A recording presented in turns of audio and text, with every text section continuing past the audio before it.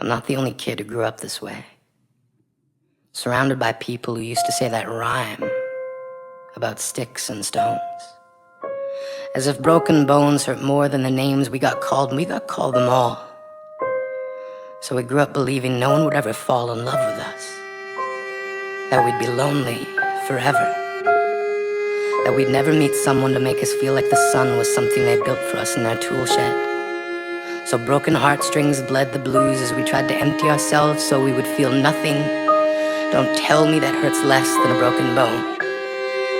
That an ingrown life is something surgeons can cut away. That there's no way for it to metastasize, it does. She was 8 years old. Our first day of grade 3 when she got called ugly. We both got moved to the back of class so we would stop getting bombarded by spitballs. But the school halls were a battleground where we found ourselves outnumbered day after wretched day. We used to stay inside for recess because outside was worse. Outside we'd have to rehearse running away or learn to stay still like statues, giving no clues that we were there in grade 5. They tipped a sign to the front of her desk that read, "Beware of dog."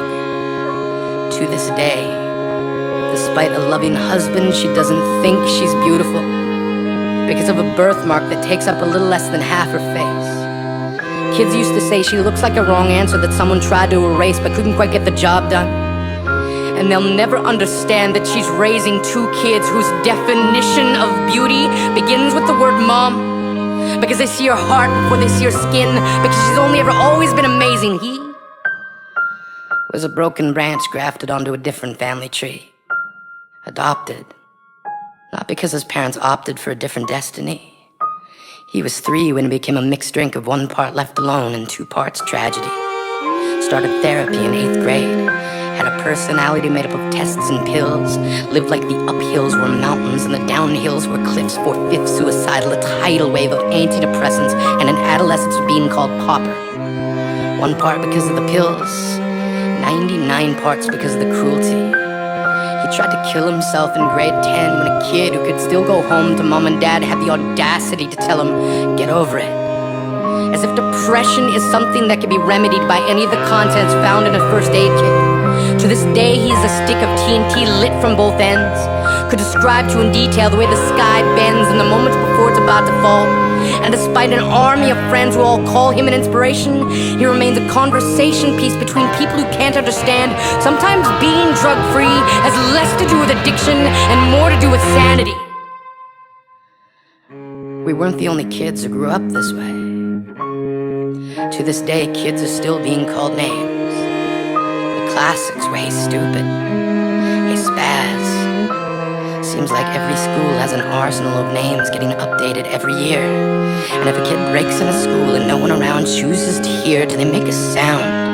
Or they're just background noise from a soundtrack stuck on repeat when people say things like kids can be cruel? Every school was a big top circus tent, and the pecking order went from acrobats to lion tamers, from clowns to carnies. All of these miles ahead of who we were freaks.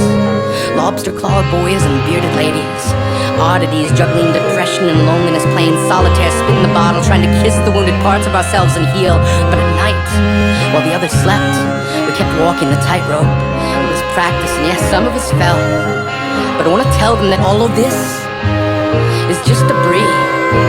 Left over when we finally decide to smash all the things we thought we used to be. And if you can't see anything beautiful about yourself, get a better mirror. Look a little closer. Stare a little longer. Because there's something inside you that made you keep trying despite everyone who told you to quit. You built a cast around your broken heart and signed it yourself. You signed it. They were wrong. Because maybe you didn't belong to a group or a clique. Maybe they decided to pick you last for basketball or everything. Maybe you used to bring bruises and broken teeth to show and tell but never told. Because how can you hold your ground if everyone around you wants to bury you beneath it? You have to believe that they were wrong. They have to be wrong. Why else would we still be here?